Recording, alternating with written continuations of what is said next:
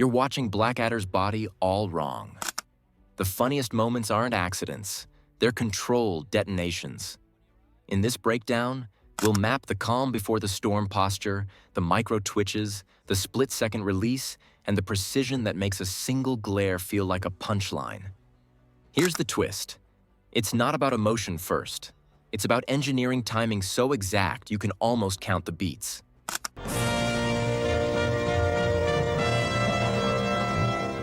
Stay, and you'll see how the face, the silence, the snap, the voice, and the final reveal lock together like clockwork. Section 1. The Mask of Composure. What if Blackadder's funniest glare starts 5 beats earlier, before the glare even happens? Start with the shell. Chin a touch higher than neutral, spine tall, shoulders tucked in, hands kept small. The body reads tidy, above the fray, like a polished suit of armor you can't dent. You read that posture as rank. You also read it as control, but the shell isn't blank. It's a pressure vessel. He banks energy with small breath holds, jaw setting just enough to notch the hinge, and that studied stillness that says, don't spend a single calorie yet. The longer the room chatters, the tighter that lid sits. You feel it without naming it. Think of it like a calibrated valve. As the social stakes rise, he turns movement down to near zero. No fidgets, no idle nods. A vacuum of stillness forms, and your attention rushes in to fill it. The room moves. He doesn't. That contrast is the meter you start counting. Here's the logic. Silent restraint spikes your prediction. Expectancy research on timing shows that when the release is delayed, the impact jumps Atkinson's craft makes that delay repeatable. The posture and breath habits stay consistent shot to shot, so your brain learns the pattern and waits for the break. Watch one beat pattern. An insult lands. 2-count head tilt. Micro inhale that lifts the sternum a hair. Eyes narrow a millimeter. Still no release. Your focus is now on the tiniest square of his face. That's why the mask is the fuse. By the time the glare arrives, you're primed like a spring. So the smallest shift detonates. A fractional lean forward can feel like a shove. A half blink reads as a slap. Now that you can spot the shell and how it stores charge, let's decode the signals that start to leak from inside it. Section 2. The silent language of the face. Can a 2mm eyebrow shift carry a punchline? With Atkinson, yes. Watch the toolkit fire in tiny bursts. A brow doesn't rise. It quivers, a short pulse that telegraphs disapproval. The nostrils flare just enough to sharpen the intake. The lips press into a clean seal, flattening the smile without a full frown. Then the ocular freeze lands. Eyes hold on target, lids barely tighter like a clamp. These are readable. They're repeatable. Your brain files them without effort. The line might sound polished, but the skin runs commentary. That smooth wording stays cordial while the face reports contempt, boredom, or disdain. You sense the mismatch, and that gap starts the laugh clock. Think of the face as a seismograph. Long before the big quake, the needle scribbles. Tiny jitter equals mild offense. A slightly longer tremor says the stakes just rose. Each twitch plots a point on that chart, so by the time the main beat arrives, your expectation is dialed in and looking for release. Here's why it works. People read micro-expressions fast, under the level of conscious parsing. Anger and disgust register in sub-second windows, which spikes attention. That control doesn't come from panic. It's learned, drilled, and consistent enough that you can track it across takes. Watch the pattern roll out. A polite smile locks, held steady. Then it evaporates from the corners inward, like a light dimming from the edge's pupil's pin. A fractional head cant lines up the target, as if sighting down a barrel. The words keep their manners. The face issues the warrant. So the glare lands because the face wrote the joke in silence first. The glare is the signature, not the sentence. Once the face has loaded the spring with those precise tells, the next move can spike hard and still feel earned, not random. Quick pause before we dive into the next hidden meaning. If you're enjoying this breakdown, make sure to hit that subscribe button right now. We've got even deeper genius of Blackadder theories. Trust me, you don't want to miss what's next. Section 3. The Rubber Face. Unleashed. How does a gentleman's mask snap into cartoon physics without breaking the world of the scene? The answer is the rubber face. Not chaos, contrast. After a long hold, he lets the features go elastic. Jaw drops past decorum, cheeks pull wide like putty, eyes bulge just enough to read shock. The still frame you trusted a second ago turns into a moving target. You feel the switch because the baseline was tight. But there's a line. Go too big and the tone pops like a balloon. Go too small and the stored pressure leaks instead of hits.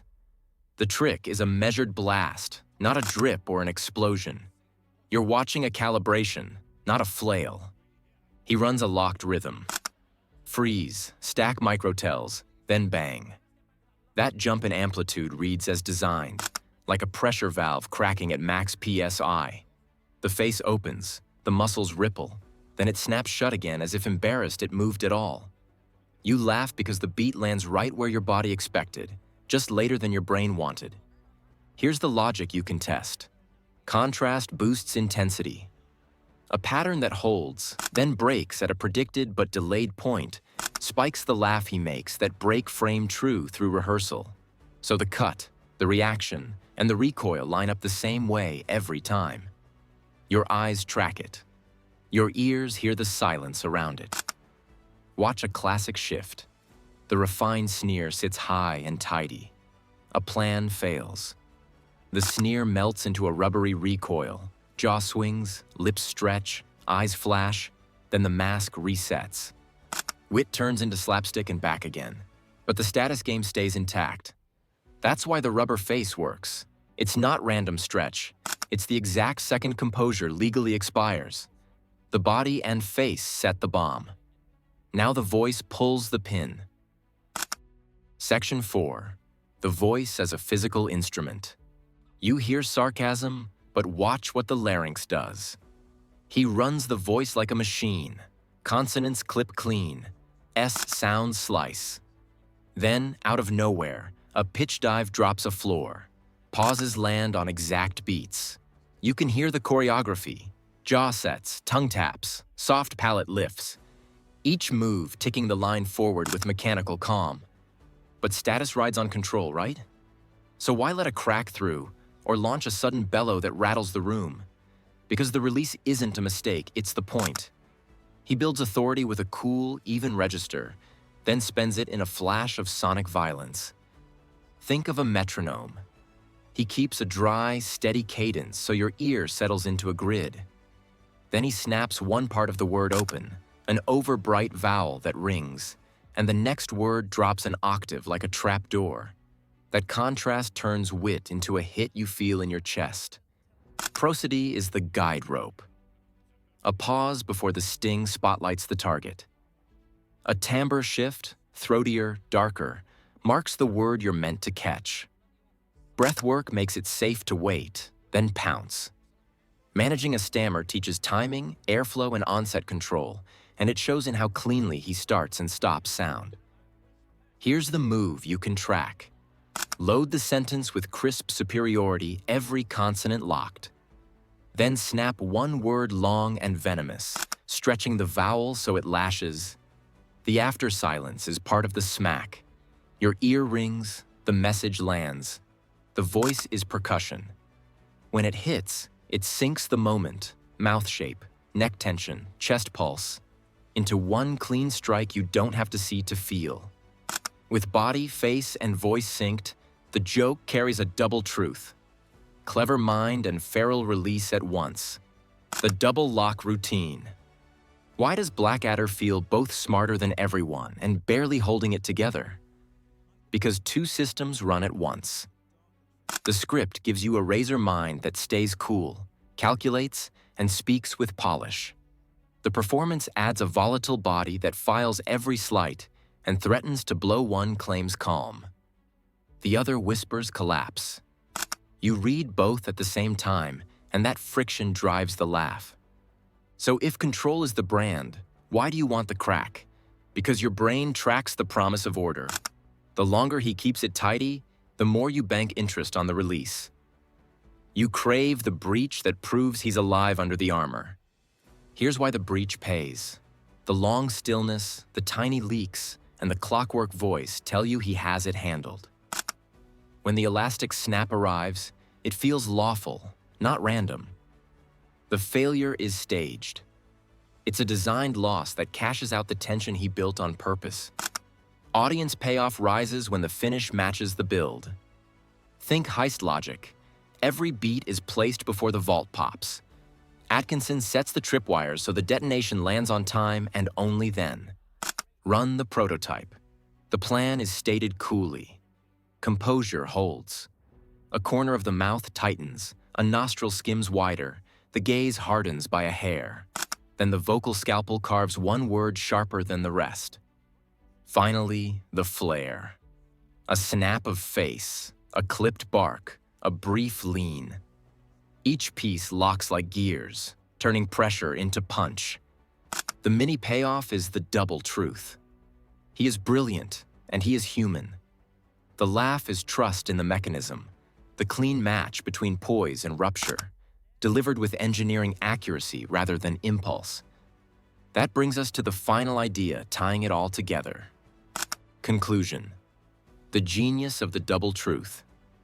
Here's the clean hit.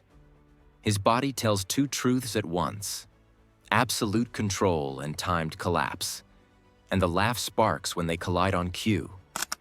You read the poise, you feel the breach coming, and the impact lands right where your gut predicted. That's the design.